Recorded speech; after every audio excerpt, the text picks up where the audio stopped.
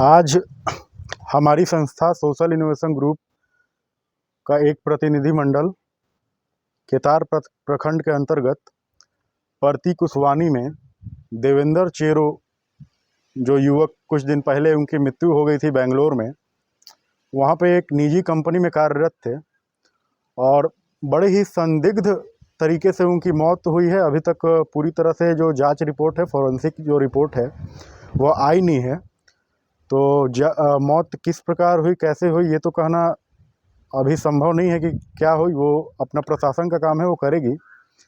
आज हमारा यहाँ पे पत्रकार वार्ता भी रखा गया है यहाँ पे, और ये पत्रकार वार्ता का जो विषय है वो है गढ़वा ज़िला में जो बढ़ती हुई बेरोजगारी है उसके ऊपर। पत्रकार वार्ता को शुरू करने से पहले एक बात साफ मैं कर देना चाहता हूं कि जो हमारी संस्था है सोशल इनोवेशन ग्रुप, वह किसी भी राजनीतिक दल या कोई भी राजनीतिक व्यक्ति को ना ही समर्थन करता है और ना ही विरोध करता है।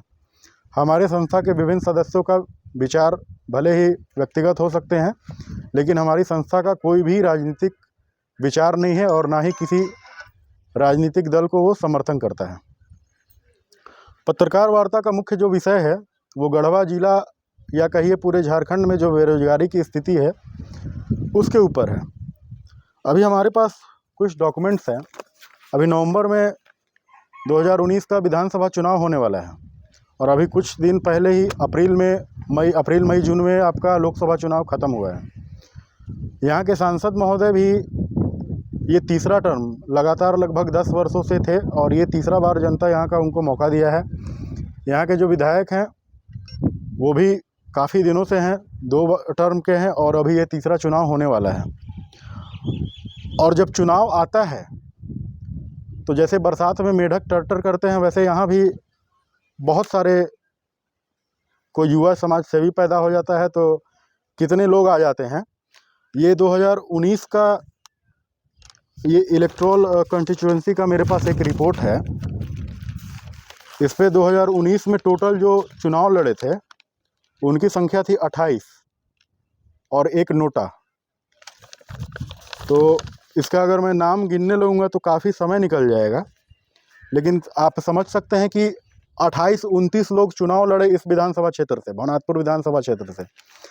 लेकिन यहाँ पे देवेंद्र चेरो के यहाँ हमको लग रहा है कि 4 से 5 लोग आए होंगे, और जो पुरखों का चलते आ रहा है कि एक बोरा आटा और एक टीना रिफाइन पहुँचवा दीजिए। कुछ लोग तो आते हैं, कुछ लोग ऐसे हैं सुस्त जो आते भी नहीं हैं और इसीलिए शायद सुस्त ही रह गए। तो राजनीति से परे जो हमारा जो मुद्दा है वो है यहाँ पे रोजगार कैसे स्थापित हो। तो रोजगार के लिए बहुत लोग पावर प्लांट का शिलान्यास किए, कुछ लोग सीमेंट प्लांट का करवा रहे हैं, कुछ लोग हो सकता है कपास का फैक्ट्री लगवा दें, तो वो लगते रहेगा। लेकिन जो मुख्य मुद्दा है तो लघु उद्योग भी कुछ होता है, और लघु उद्योग के माध्यम से भी ऐसा नहीं है कि इस गढ़वा जिला के 10,000 20,000 लोगों को रोजगार नहीं दिया जा सकता है, लेकिन उसके लिए आपके पास विजन होना चाहिए, मिशन होना चाहिए, सोच होना चाहिए, उस तरह का सोच डेवलप होना चाहिए। यहाँ हम ही अभी करीब 25-30 लोग बैठे हुए हैं और लगभग हर लोग या तो मास्टर डिग्री लिया हुआ है या तो ग्रेजुएट है। लेकिन पूरे रांची तक अभी यहाँ हम लोग बैठे हुए हैं, भवनाथपुर में आखिरी छोर झारखंड का 5 किलोमीटर बाद उत्तर प्रदेश शुरू हो जाएगा और सोन पार कर जाइएगा तो बिहार आ जाएगा। लेकिन आपको रांची तक कोई भी ऐसा नौकरी नहीं मिलेगा।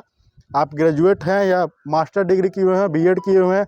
अभी आपका बगल का राज्य देख लीजिए, बिहार में मतलब शिक्षक भर्ती बाहर पे है, भर्ती होते जा रहा है।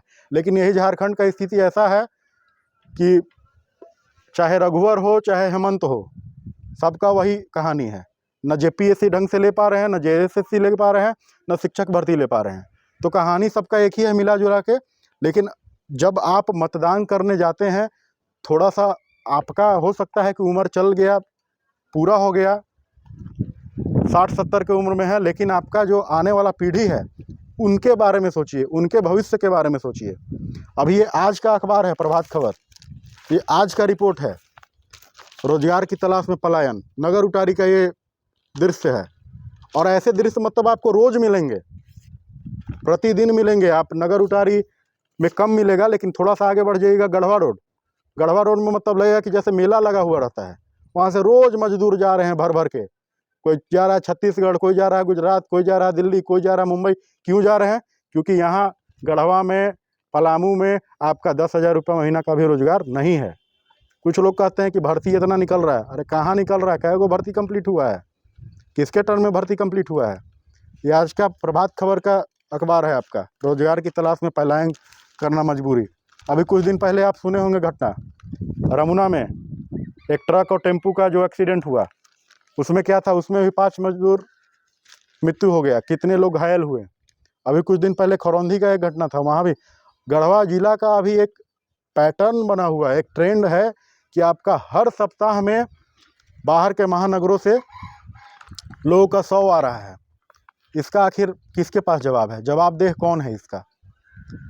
तो एक बार आपके ऊपर भी ये है कि आप भी सोचिए, अपना जो भी पढ़े लिखे जो हैं या नहीं हैं उनके लिए भी, और जो नए उम्मीदवार आ रहे हैं या जो नए आना चाहते हैं या जो चुनाव लड़े हैं, तो उनसे लिए भी मैं कहता हूं कि कम से कम 5 साल या नहीं तो चुनाव से पहले कम से कम साल भर भी तो झांकी मारने आइए कि क्या है। बस आइएगा और कोई चल जाएगा दिल्ली में कोचिंग पढ़ाने, तो कोई एडमिशन करवाने लगेगा बीएड कॉलेज में, और एक ही बार आएंगे सब और सीधे नॉमिनेशन फाइल कर देंगे।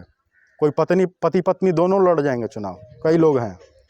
तो ये सब विभिन्न मुद्दा है, लेकिन सभी बात का जो समरी यही है कि यहाँ पे इस क्षेत्र अभी के हिसाब से कहिए तो विधवा हो चुका है।